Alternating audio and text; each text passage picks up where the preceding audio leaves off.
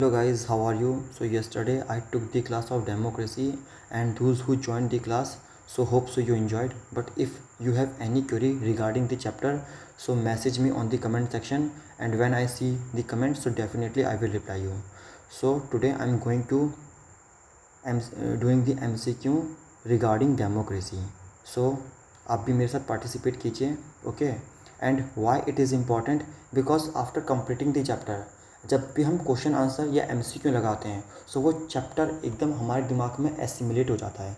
सो आप भी मेरे साथ इसमें पार्टिसिपेट किए और मैं कोशिश करूँगा कि MCQ में भी आपको चीज़ें समझाता हुआ चलूँ. ठीक है ना. और already that's why I highlighted the answers, because अगर आपको ये पता लग गया तो फिर क्या फ़ायदा. खुद सोचिए ना कि इसका कोई मतलब बनेगा मुझे इस पूरी वीडियो को बनाने का. नहीं ना.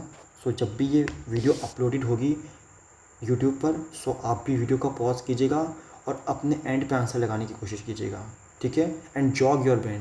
डोंट थिंक अबाउट दैट कि स्पून फीडिंग करने का मौका मिल जाए. नहीं, ऐसा नहीं होना चाहिए कि टीचर ने करा दिया तो आप बैठ के सुन रहे हो. आप भी अपने एंड पे आंसर्स लगाओ. मैं चाहता तो उसकी कोई ज़रूरत नहीं थी. ठीक है. क्योंकि नाउ आज मेरी दूसरी क्लास है जो मैं यूट्यूब पे ले रहा हूँ. So don't think about that कि मेरे पास कोई पुराना एक्सपीरियंस नहीं है. I have a experience guys. मैं ऑलरेडी स्कूल में भी पढ़ाता हूँ. ठीक है. सो मैं अभी सोच रहा हूँ कि इसी के साथ साथ यूट्यूब पर भी फ्री और एक अच्छा एजुकेशन मटेरियल प्रोवाइड किया जाए. क्योंकि when I was the in school, so I have a lot of issue regarding the chapter. And जब आपके पास कोई अच्छा मटेरियल नहीं होता है तो थोड़ा हम लोगों को स्ट्रगल करना पड़ता है. दैट्स वाई मैं उसी के रिगार्डिंग आपको अपने एंड पे करा रहा हूँ आंसर्स. ठीक है. और कोशिश कर रहा हूँ धीरे धीरे बोलूँ ताकि आप लोग समझ पाओ. ठीक है. बट फिर भी यदि आपको मेरी वॉइस तेज़ लगे या स्लो लगे तो आप अपने हिसाब से एडजस्ट कर सकते हो यूट्यूब पे. Okay guys, thank you so much. So shall we start. So start करते हैं. So what is the meaning of definition of democracy. Look, I highlighted the democracy with two colors.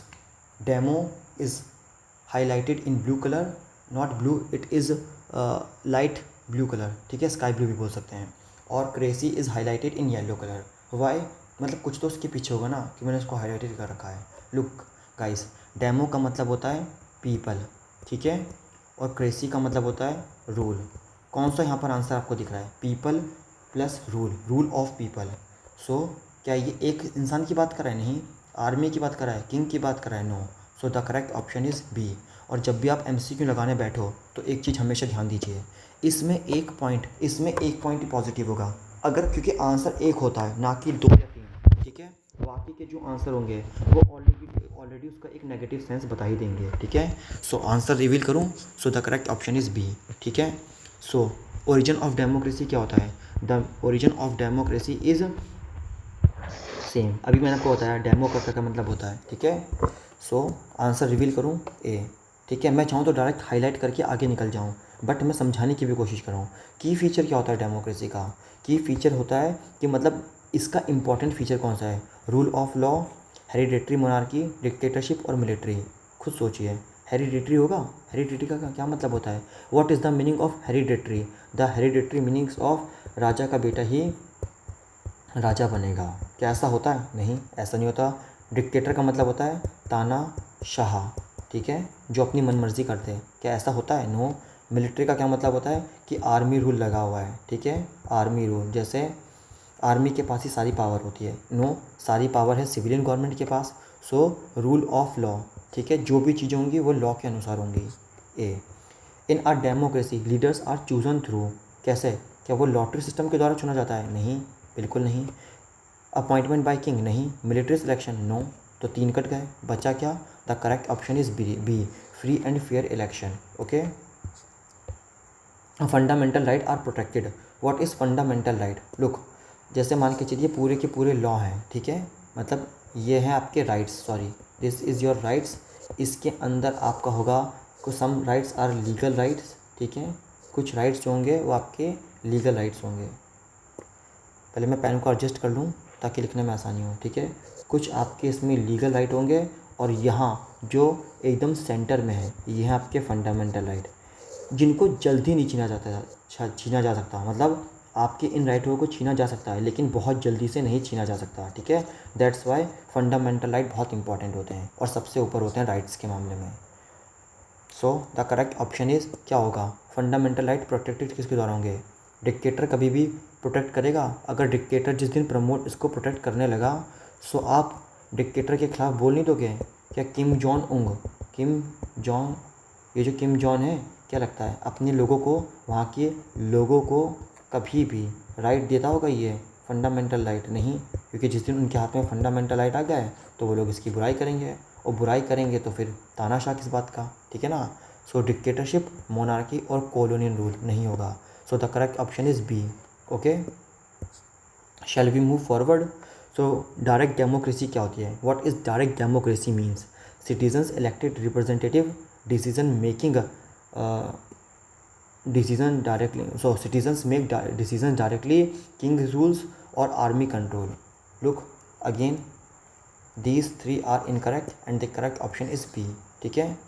so the correct option is B। representative democracy क्या होती है, what is the meaning of representative democracy, citizens का rule होता है खुद में, मतलब citizens rule themselves, खुद से रूल करते हैं। Citizens elected representative to rule, citizens elect करते हैं अपने रिप्रेजेंटेटिव को और वो आपके मतलब रूल करता है। Army rule, king rule, basically यहाँ पर रूल दे रखा है, बट जो आपका जो रिप्रेजेंटेटिव होता है, ठीक है, जो आप मतलब जिसको आप लोग वोट डालते हो और जब वो जीत के पावर में आता है तो वो आपके लिए काम करता है, ठीक है। So the correct option is B. Okay, which is the largest democracy in the world, कौन सी लार्जेस्ट डेमोक्रेसी है, ठीक है। अब खुद सोचिए, इनमें सबसे बड़ी जनता कहाँ पर रहती है, सबसे ज़्यादा जनसंख्या कहाँ पर रहती है, इंडिया में ना। सो सोचिए विच is the correct option, so the correct option is India, ठीक है। Merit of democracy, what is the meaning of merit, merit का मतलब होता है कि जैसे यहाँ पर लगा हुआ है मेरिट के अनुसार हर एक को उसकी पोस्ट मिलेगी, ठीक है। So merit of democracy is क्या होती है, प्रिवेंट डिक्टेटरशिप, ठीक है, concentration power in one person, ignore public opinion और promote inequalities. So which one is the correct option, बताइए, थोड़ा सोचिए। So the correct option prevent dictatorship, ठीक है, it is prevented by dictatorship. Merit of democracy, ठीक है, इसमें एक व्यक्ति पावर में आ जाता है क्योंकि मेरिट सिस्टम के द्वारा चीज़ चुनी जा रही ना चीज़ें, मेरिट सिस्टम यहाँ पर प्रोमिनेंट है। सो दैट्स वाई ये व्यक्ति पावर में आ रहा है और प्रिवेंट कर देता है डिक्टेटरशिप, ठीक है, मतलब बचा के रखता है कि वो चाहता है कि पावर, कोई भी व्यक्ति अपने हाथ से क्या कभी पावर छोड़ना चाहता है, और कोई भी व्यक्ति मान के चलिए ए और बी है, ठीक है। अभी एक व्यक्ति किसी भी तरीके से पावर में आ गया तो कभी पावर छोड़ेगा ज़िंदगी में, बिल्कुल भी नहीं, जो उससे बन पाएगा वो ये करेगा। सो डेमोक्रेसी इंश्योर कैसे होती है, so again liberty and equality, suppression of right, rule of force, no accountability, मतलब नो अकाउंटेबिलिटी की बात हो रही है कि कोई अकाउंटेबिलिटी ही नहीं होगी। नो गाइस, मुझे नहीं लगता इसका करेक्ट आंसर होगा, ठीक है। सो खुद सोचिए, आपका एक जो है, एक ही आपका करेक्ट ऑप्शन होगा, लिबर्टी एंड इक्वलिटी, ठीक है। सो चैलेंज ऑफ डेमोक्रेसी इज़ क्या है, करप्शन, फ्री इलेक्शन, इक्वलिटी और लिबर्टी। अगेन 3 पॉजिटिव है, एक नेगेटिव आ रहा है क्योंकि इसमें पूछा डेमोक्रेसी के लिए सबसे बड़ा व्यवधान क्या है, मतलब परेशानी क्या है। सो करप्शन, ठीक है, करप्शन तो खैर बहुत बेकार चीज़ होती है जो अच्छे से अच्छे सिस्टम को ख़राब कर देती है। So which of the following weaken democracy, इनमें से कौन सी ऐसी चीज़ है जो डेमोक्रेसी को वीक करेगी, ठीक है। सो ये है इनलिटरेसी, ठीक है। Now I am showing the answer A, ठीक है। इलिटरेसी कैसे, चलो मैं आपको बता देता हूँ। इमेजिन करो ये एक व्यक्ति है और कोई भी व्यक्ति ए बी पावर में है, मतलब ए बी पार्टिसिपेट कर रहे हैं और मान के चलिए बी अच्छा व्यक्ति है और ए ख़राब है, ये उसको 500 रुपये दे देगा। अब ये इलिटरेट पर्सन है, देखो एक तो उसके पास वैसे भी नौकरी नहीं है, इलिटरेट होगा तो इसका मतलब अनएम्प्लॉयड भी होगा ना, ठीक है, ऐसा कह सकते हैं ना। यह काम करेगा तो बहुत अच्छी वेज पे नहीं करेगा। सो अगर कोई इसको 500 रुपये देगा, सो ये क्यों ना अपना वोट बेच दे, बिल्कुल बेच देगा। That's why the main cause illiteracy in the democracy, जो उसको वीक कर रही है, ठीक। So money and muscle power affect democracy by, कैसे करती है, money and muscle power influence करती है अनफेयर प्रैक्टिस, ठीक है। Look, B is the correct option. So democracy is better than dictatorship, क्यों, क्योंकि क्या ये लिमिट करती है फ्रीडम को, नो, डेमोक्रेसी लिमिट तो नहीं करती, इग्नोर करती है, नो, कंसंट्रेट करती है पावर, बिल्कुल नहीं, it ensure accountability, A is the correct option. Rule of law का क्या मतलब है, law applied equal to all, only to poor, only to rich, only to leader क्या होता है? ये ओनली बहुत एक्सट्रीम वर्ड होते हैं, ठीक है, बहुत ही एक्सट्रीम वर्ड होते हैं, तो थोड़ा सोच समझ के इसको पढ़ो। So the correct option is A, applied equal to all, सभी के लिए होगा रूल, ठीक है। In democracy government is accountable to, किसके लिए है डेमोक्रेसी में? आर्मी रूल, आर्मी हो गया, किंग हो गया, डिक्टेटर हो गया, नो, पीपल्स के लिए, ठीक है। People is the correct option. So people is the correct option. See, which is not a feature of democracy, इनमें से कौन सा डेमोक्रेसी का फीचर नहीं है? Free election, equality, concentration power in one person और प्रोटेक्शन ऑफ राइट। इसका मतलब 3 सही है और 1 नेगेटिव है। सो वो नेगेटिव एक ही दिख रहा है मुझे, concentration power in a one person, ठीक। सी, कॉन्स्टिट्यूशनल डेमोक्रेसी इंश्योर करता है right are protected by constitution, kings rule by traditional, army control constitution, और no right for citizens. Constitution क्या इंश्योर करता है? मतलब अब ये अच्छी चीज़ें पूछा है, और अच्छी चीज़ इसमें एक ही होगी, ठीक है, और बाकी जो भी आपके हैं वो सारे के सारे नेगेटिव होंगे। क्या किंग्स रूल होगा डेमोक्रेसी इंश्योर कराएगा? No. Army control? No. No citizen right for मतलब नो राइट फॉर सिटीजन, बिल्कुल भी नहीं। तो the correct answer is right are protected by constitution, ठीक है। डेमोक्रेसी क्या प्रमोट करता है? What democracy promote? Participation of citizen, suppression of opinion, rule by force, और hereditary monarchy. So the correct option is A. अब दोनों के answer मैं आपको साथ दिखाऊंगा। So which is a challenge of democracy in India, इनमें से कौन सा चैलेंज है डेमोक्रेसी के लिए? करप्शन, फ्री इलेक्शन, इक्वलिटी, मतलब 3 सही हैं और 1 गलत हैं। अच्छा, मैं कैसे फाइंड कर पा रहा हूँ? क्योंकि इसमें पूछा गया चैलेंज क्या है। अब चैलेंज क्या होगा? तो चैलेंज एक नेगेटिव चीज़ है, ठीक है, और उस चैलेंज को उन्होंने ऊपर लिखा होगा या किसी एक पोर्शन में डाल दिया होगा, ए बी सी या डी, ठीक है। सो बाकी की चीज़ें आपको बहुत पॉजिटिव लगेंगी, ठीक है। सो इसमें नेगेटिव क्या लग रहा है आपको? नाउ इसमें नेगेटिव तो मुझे लग रहा है करप्शन एंड इनलीगल, इसी की वजह से डेमोक्रेसी इंश्योर नहीं हो पाती है, ठीक है।